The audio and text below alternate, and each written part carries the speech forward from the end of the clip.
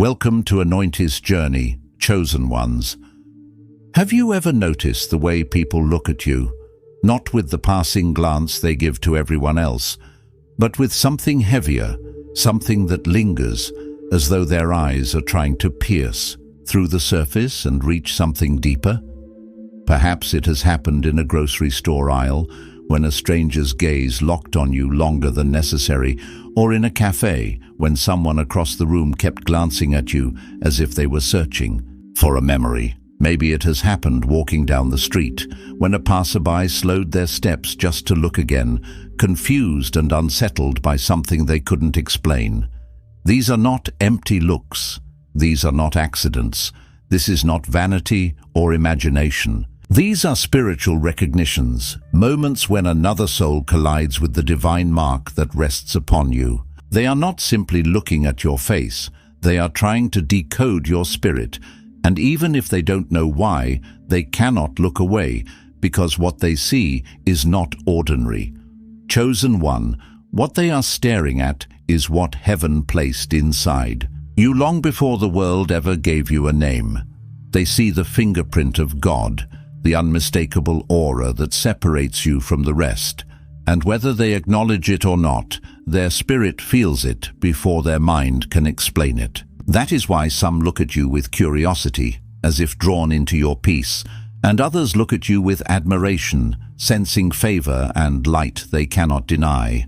But there are also those who stare with unease, even with resentment, because what they feel in you exposes what they lack in themselves. And this is where you must understand the truth, because if you misinterpret these looks, you will think they are awkward stares or judgments against you, when in reality, every pair of eyes that lingers on you is confirmation of who you are and what you carry. You are not imagining this. You are not being too sensitive. You are walking proof that the spiritual realm bleeds into the physical, and people cannot help but notice it. They may not have language for it, but their soul knows what their mind has forgotten. When they see you, they see the echo of eternity. They see the light that comes not from this world, but from the throne of heaven. And though you may have spent years wishing you could blend in, walk quietly, unnoticed, invisible in a crowd, you were never designed for invisibility. God placed a mark on you, chosen one, and that mark speaks before you ever open your mouth.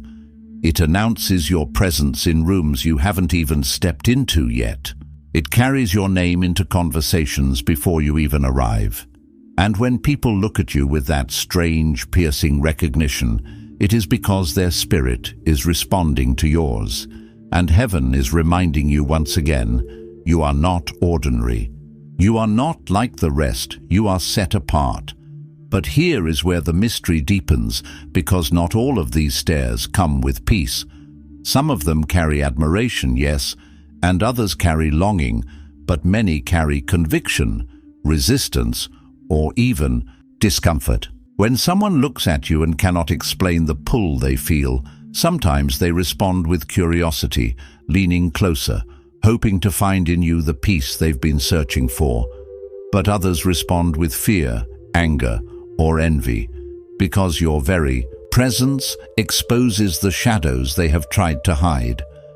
Your light becomes a mirror to their darkness, and without saying a word, you confront the things they would rather keep buried. That is why you have felt the weight of both warm smiles and cold stares. That is why some people brighten when they see you, while others grow restless, shifting in their seats, suddenly quiet, unsure why they feel so unsettled in your presence. It is because you are not just walking into a room, you are carrying realms with you, and the realm inside you tests the spirit in others. Some interpret this as beauty, some as strength, some as mystery, but what they are really seeing is the mark of God, the divine assignment etched into your very being, and that assignment cannot be hidden, no matter how hard you try to shrink yourself, no matter how often you wish to disappear. Chosen one, you were not called to disappear. You were called to shine, And even when the world tries to make you invisible, heaven insists on making you visible. That is why people's eyes linger. That is why their words falter when you enter. That is why strangers say, "You remind me of someone," and yet they cannot figure out who. It is because it is not someone on earth they remember. It is you they have met in eternity, in the unseen, before your soul ever took form in this timeline. And when their eyes meet yours, something in them stirs. They may not know why, but deep within, their spirit whispers, "I know this light. I have felt this presence before." And you, chosen one, must understand that this is not a burden, it is a gift. Because God, in His wisdom, designed you not to walk blind through this world, but to walk with discernment. Every stare you feel, every eye that lingers, is not just recognition, it is also a signal, a warning, a confirmation. God allows you to sense the spirit behind the eyes so that you can discern who is safe to invite closer and who must be kept at a distance. That is why sometimes you feel peace in a stranger's glance, and other times you feel a heaviness that tells you, "Stay away." This is not paranoia, this is discernment, and it is one of the greatest gifts you carry, because while others are deceived by words, you are guided by presence. While others are drawn by appearances, you are led by frequency. And every time those eyes rest on you, you are being reminded of this gift, reminded that you are not just seen by people, but also seen by heaven. And heaven has marked you with visibility for a reason. And this is where you must shift your perspective, chosen one. Because for too long, you may have thought of these moments as interruptions, as awkward encounters you wished away. But heaven says no, they are confirmations, they are signals, they are reminders that you carry something greater than yourself. Think of it this way, when someone looks at you with eyes that cannot hide their wonder, they are not truly looking at your outer shell. They are beholding the reflection of God within you.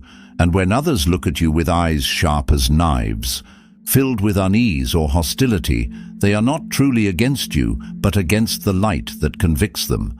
In both cases, you are simply the vessel, and their spirit is reacting to the presence of God that goes wherever you go. This is why you cannot despise these stares, because to despise them is to despise your own mark, and to resent them is to resent the very evidence that God has set you apart. Instead, I want you to embrace them, to stand in them with courage, to interpret them not as judgment, but as a holy mirror reflecting back who you are. You were not created to walk through this life unnoticed, blending into the background like a shadow.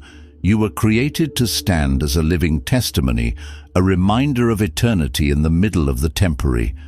And so when their eyes find you, understand, it is heaven declaring through them, you are chosen, you are set apart, you are a vessel of light in a world that often prefers darkness. You will find that some people will seek to draw near, hungry for the peace you carry, longing to sit close to the stillness that seems to flow from your presence. And in those moments, you will know they are meant to walk with you for a season, because their soul recognizes the healing you bring. But there will be others whose stares burn with envy, with confusion, with resistance, and you will sense it. You will feel your spirit pull back even before your mind can explain why. And that is God protecting you, guarding your path, warning you not to step carelessly into connections that will drain you. This is why discernment is such a vital part of your calling. Because not every admirer is a friend, not every smile is pure, and not every familiar glance is safe.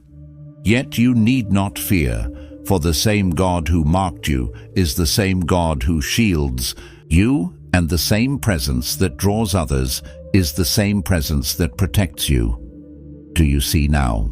Their stares are not an accident, they are an assignment, each one teaching you how to listen deeper, how to feel beyond the surface, how to trust what God whispers to your spirit.